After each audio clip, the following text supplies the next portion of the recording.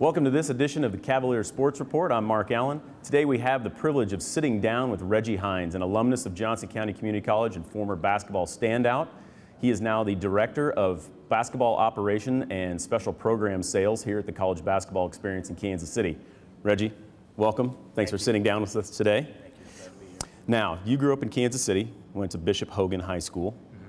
What influenced you to go to Johnson County Community College and play basketball? Well, it just goes a long way back. When I went through high school, Bishop Hogan, I really didn't plan on going to college. And when I finished, I got a job and I was in the workforce. And I continued to play basketball, though, because it's something I love to do. And fortunately for me, it was at Johnson County Community College in the summer as I played. Well, I kind of hit a fork in the road and I needed to go to college. I realized that after 2 years of working. And Coach Lafayette Norwood saw me playing in the gym and basically approached me about being a scholar athlete at Johnson County. Nice, that's fantastic. Now, from your time playing at Johnson County, you had a pretty good record. Your sophomore year took the team to 24-9. That led you to playing for Central Missouri University, is that correct? Yeah, and you know, again, it all starts at JCCC. You know, just not the from the athletic side of it, but even the academic and really maturing as a man. And so, yeah, that did give me the opportunity to continue my career as a basketball player and a student athlete. And Central Missouri State was my next stop. Now, how did it differ playing at Central Missouri State compared to Johnson County? I mean, obviously it's a different level. How could you compare and contrast the two? Well, you know, basketball is basketball. I mean, no matter what level you're on, there's always going to be teams trying to be the best, trying to reach the national championship. So from a basketball standpoint, it was pretty similar. We had great basketball players on our teams. You know, I wouldn't call myself a superstar by any means, but it helped me to understand what it meant to be a teammate at both places. So, you know, on campus, off campus, pretty much all the same for me. Okay. Now, did basketball continue to be a big part of your life after you graduated from Central Missouri State? It did. Actually, my passion was really dealing with urban kids because, you know, I come from the inner city and basketball gave me the opportunity to pursue a dream that I never really thought I had until I started living it. And so what that told me is, you know, thank God, first of all, for recovering me and getting me to that place, but the need to give back.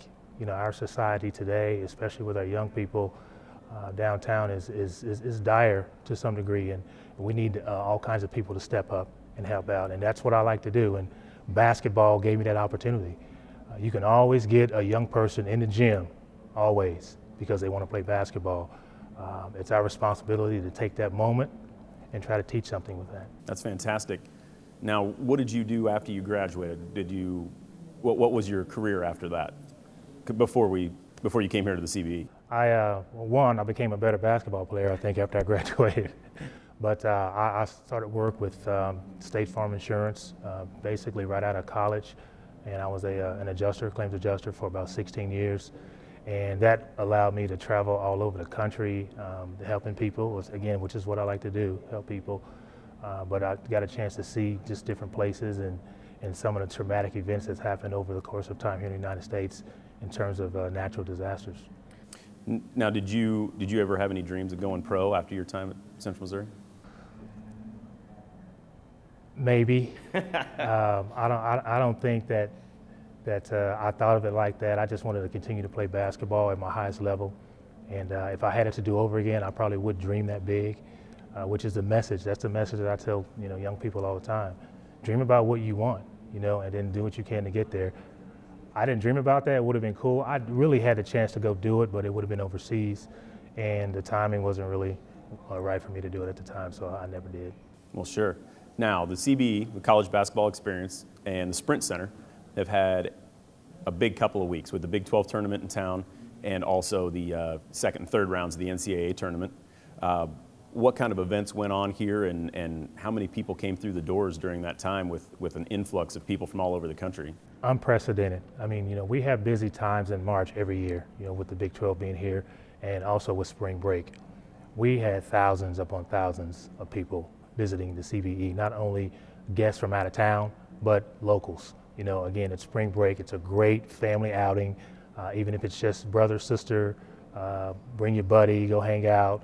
We have college-age kids who come in here together, adults who come in and just spend a day here having a good time. So it was pretty wild. That's great. Now, during the, I mean, obviously we had 10 teams with the Big 12 tournament that have come to Kansas City before. Some maybe freshmen haven't seen this before, but we had some teams from all over the country here for the NCAA tournament. North Carolina, LaSalle, you know, places like that. Did those teams get to come through, and do the coaches come over and take a look around? I mean, when Roy Williams is here, does he come over and say hi and see what's going on here that maybe knew that he didn't see the last time he was here? Sure. Typically, when those teams, especially the teams who haven't been here before, this is usually one of their destinations. When they get here, they pencil it into their schedule, and they make sure they bring the boys through to see or the young men, excuse me, to visit the CBE and have a good time, and they seem to do well with that. That's great. So, are there any other events involved with the tournament that go on here? Because I know that there's fundraiser dinners that go on here and things like that. Does anything like that go on, or because the tournaments are here, that it's just basketball focus and go from there? Well, we like to be able to reach out and help anyone who's looking to do anything here at the CBE. Primarily, yes, we're open to the public for just general amusement, but we also offer local businesses or companies or groups to come in and rent the space for whatever type of event they like to do. We did host a watch party. We do those a lot. So that is available for companies or businesses that want to come down. That's terrific. Now, if someone were to bring their family from out of town, somebody came down from Omaha and they wanted to come to the college basketball experience, what can they expect to see? What kind of things can they do? What can they expect to see while they're here? Well, it's all in the name. I mean, they expect to come in and experience what it's like to be a college basketball player, what college basketball is all about. From the time you get on the elevator to it's a pregame talk on the way up, to the hallway heading to our center court, which mimics a major arena corridor going to the main court, to slam dunking, to shooting a three-point shot, to playing one-on-one, to we even got a small kids court, and that's a pretty popular location too. So whatever basketball is about, that's what the CBE is about. That's fantastic. Now, your role is Director of Basketball Operations and Special Program Sales. What does that entail? What do you do on a daily basis or weekly, monthly? What does that all entail?